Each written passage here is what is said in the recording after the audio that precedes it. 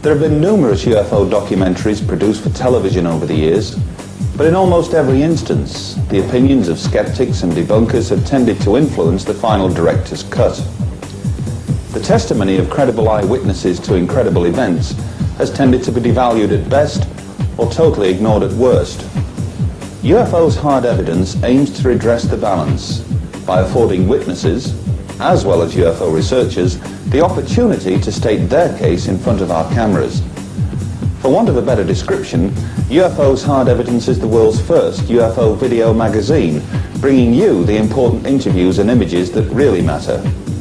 The truth can indeed be found out there, provided, that is, you know where to look.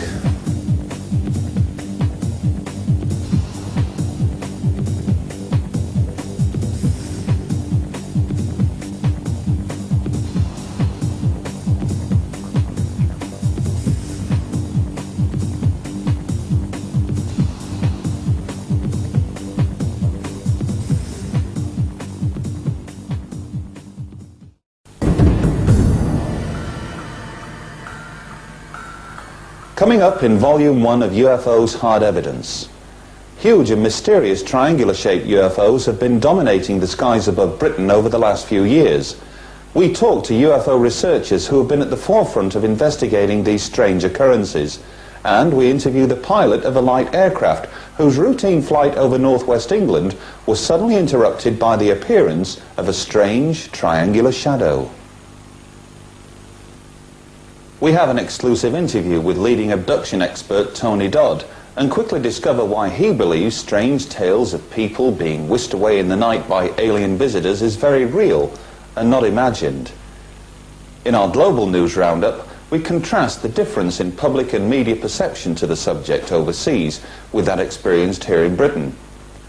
We also have some stunning images of the opening and closing ceremonies of the first World UFO Forum from Brazil, the biggest UFO conference ever. As nossas palmas.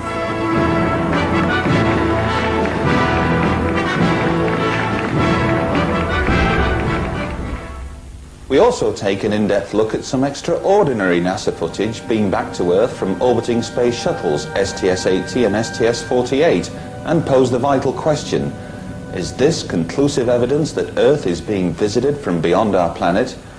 Or might it instead depict secret space technologies deployed by NASA?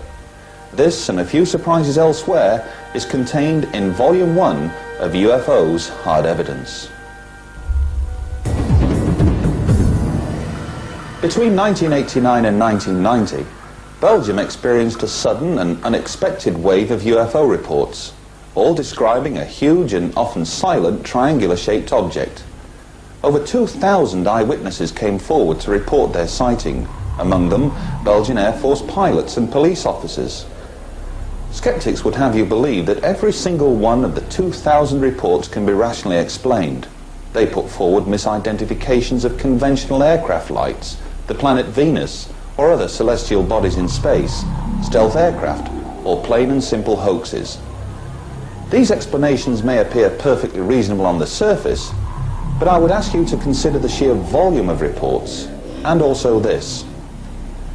This hitherto classified document surfaced through the American Freedom of Information Act. It gives details about a Belgian television chat show in March of 1990. The subject debated was entitled Belgium and the UFO Issue. Take a look at the distribution list contained within this document. Every major military and intelligence agency is featured. Even people at the White House received information about what was discussed and by whom on this program. If nothing else, this one single document blows away the myth that UFOs are not considered to be of defense significance. There have been over 400 radar observations made of UFOs down the years, but perhaps one of the most significant is a radar sequence released into the public domain by the Belgian Air Force itself. What you are seeing is the actual Belgian radar recording of a UFO which descends from 10,000 feet to 500 feet in less than 5 seconds. Had a human pilot been on board the UFO, the G-forces alone would have resulted in instant death. Skeptics and debunkers dismissed the radar footage by claiming the object was merely a reflection of some distant landmark, a temperature inversion created by freak weather conditions. Most conveniently forget to mention that 2 Belgian F-16 fighters had been ordered to intercept and identify the UFO in question. Did the pilots that night believe they had been simply chasing artificially created images? Listen now to the actual words of one of those pilots as he described what happened during this incredible encounter. It stays very calm, and you always get the feeling it has everything under control. Till it says, well, now it's enough, and always happened. I think with me it was about 18 miles out that the thing just decides, okay, this is enough. You get an increase of airspeed from 50 to 100 miles an hour straight to, well, let's say Mach 8, Mach 9, Mach 10, incredibly. And the altitude, well, it went from 5,000 feet straight up to 60, 70,000 foot just in a split seconds. Despite the fact ufologists have amassed over 400 actual radar recordings of UFOs down the years, and remember, those are only the ones we get to hear about, skeptics and debunkers continue to either totally ignore these, or worse, insist that in every case they had to have been produced by either faulty equipment or temperature inversions. Try telling that to the F-16 pilot. In March 1993, a huge triangular-shaped UFO penetrated British airspace and prompted Nick Pope, then head of the MOD's UFO desk, to conclude that it was extraterrestrial. Here's what he had to say about this particular incident. One particular wave of flying triangle sightings I investigated from around the Lincolnshire area, I had received reports from UFO researchers that, quote, cars were bumper to bumper on the coastal road and everyone had seen this object. And I thought, well, you know, maybe, but maybe not. Let's check it out. Let's just see if there isn't a bit of exaggeration creeping in there. So, as it happened, there was a nearby military base, and so I phoned up the base commander and I said, look, hope you don't think this is bizarre, but we've heard these accounts, you know, but perhaps you can put me straight. The base commander said, well, actually, no, I can't. I was one of the people on that coast road, and my car was stopped, and I was looking out at this thing, along with the rest of them. And when I had things like that, I began to say to myself and to my bosses, you know, I don't think this business of no defense significance really holds up anymore. I don't think we can say that these things are all aircraft lights and weather balloons. We've got something much more going on in our airspace. A flight of a squadron, or rather 4, Tornado fighters were coming back across the North Sea to their base in Britain. The Tornado is pretty much one of the top aircraft in the RAF's inventory. These 4 aircraft were flying along quite happily.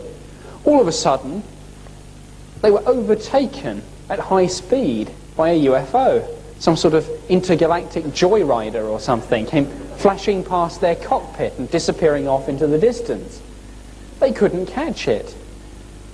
They made a report, but really all they dared put down was stealth, simply because they didn't know what else to say. I got into work on the 31st of March 1993, and the phones were ringing off the hook. Throughout the course of the morning, it turned out that I was dealing with a huge wave of sightings over Britain, but there were some very, very interesting ones there. A family in Rugeley in Staffordshire saw this thing so close up that they leapt into their car and tried to chase it. It was moving slowly over the countryside. They'd heard this old familiar low humming sound, this low frequency sound that's rather akin to standing in front of the bass speaker at a pop concert, that sort of thing.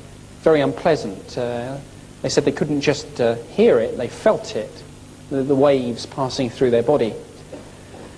The best sightings, though, on that particular night came from military personnel. The guard patrol at a place called RAF Cosford, near Wolverhampton, saw this move directly over the base. They were absolutely gobsmacked, and they checked, of course, the radar. Interestingly, there was nothing on the radar at all. There was nothing booked to fly. This was very late at night, about 1:10 in the morning. They phoned the nearby RAF base, RAF Shawbury, and they said, you won't believe this, but we've just seen a flying saucer pass over the top of the base. Well, I think the meteorological officer who